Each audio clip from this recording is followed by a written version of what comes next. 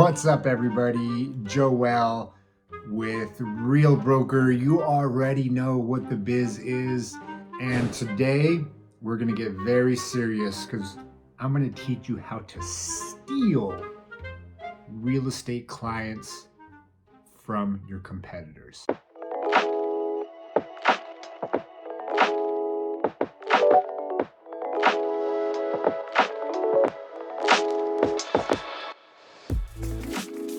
So before we get started, I just want to let you guys know that the title, the intro, the thumbnail, all of it was absolute total clickbait. Now that I got you guys here, we really are going to bring you with some valuable information. We're not necessarily going to learn how to steal customers or steal, clients, but instead I'm going to show you how to really figure out if there is an opportunity there or not, right? Or if someone's just shrugging you off. First, to give a little bit of context, is that context of the conversation with your prospect matters. It depends who they are. It depends what their timeline is. What type of lead source are they? Right? So all of these things, depending on, what you're hearing in your conversation, will determine, exactly how you take this approach, or exactly which script or which patterns of conversation that you use. Now, the first thing that I always do is I figure out if they're obligated to that person. Because oftentimes than not, what they really are doing is just shrugging you off.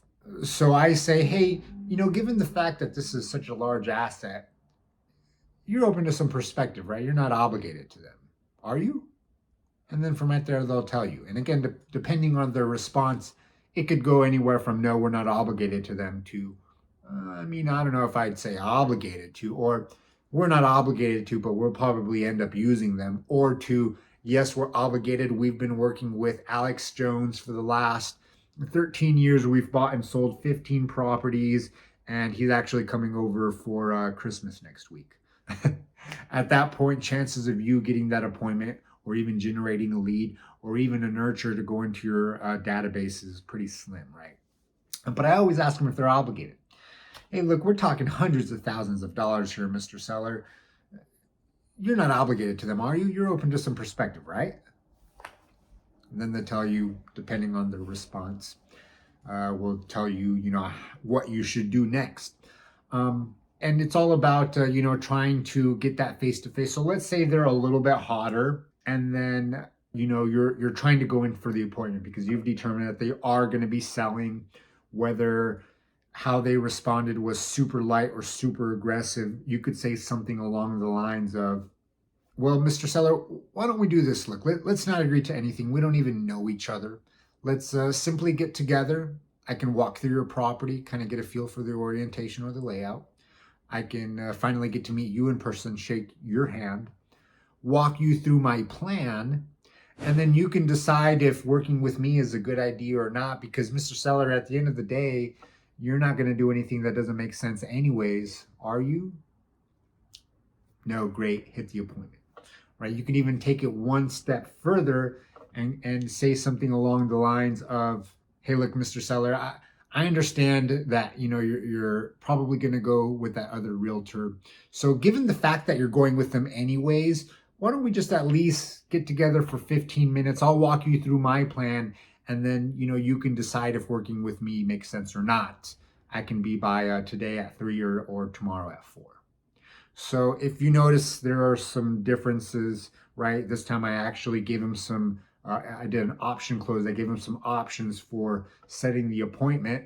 But the way that I said it was slightly different. If you go back and you listen to it the second time, I kind of took some of the fluff out of it. The first time I said, I'll walk through your property, I'll get a feel for the layout, I'll meet you in person, I'll shake your hand, right? They said no, so I got to go in a little bit more aggressive now. I went with it. I'll walk you through my plan, and then you can decide if you want to work with me or not. I can be here today at 3 or tomorrow at 4. Is that better for you? Right? Now, again, you might go through second layers of resistance, right? There are levels of resistance. They may say something to the effects of like, well, why don't you just at least, email us a little bit of information about you, and then, we'll give you a call.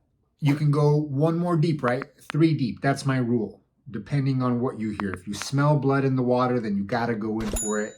Don't be a punk. Don't be scared. Just say the damn script. And then if it doesn't work out, it doesn't matter anyways, because if you didn't say the script, it wasn't going to work out in the first place, right?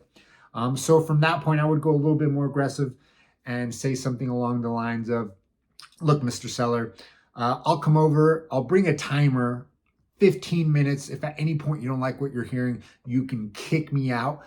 Best case scenario, you like what you hear, and then maybe you consider me. Worst case scenario, you hate everything that I say, you kick me out, and we never talk again. It's a win-win situation. Mr. Seller, I can be there today at 3. Does that work for you?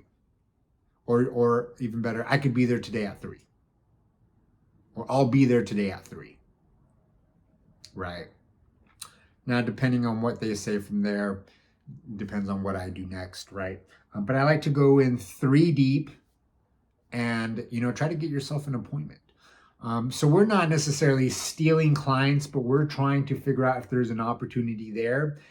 And what skilled sales professionals will do is they'll do exactly that, right? Is they'll push for it. They'll fight for it. They'll hammer down until they say yes, tactfully, of course, right? I know there are a lot of closers out there who really suck and give us salespersons bad reputations. But the truth is, if you keep hammering away at it, they will say yes. And again, there's just so many variables. You have to listen to their tone and what they're saying. But hopefully, guys, those are some scripts that you guys can use, some lines, some dialogues, some frames, some conversation skeletons, right? Because you can say it a bunch of different ways. You can add your own flavors, your own twists. But there you guys got it. Hit the like button, subscribe, because I'm bringing you this fire content all day, every day. And if you want to work a little bit closer with me, hit me up. Joel coming at you from Real Broker, the realest of the real. Until next time.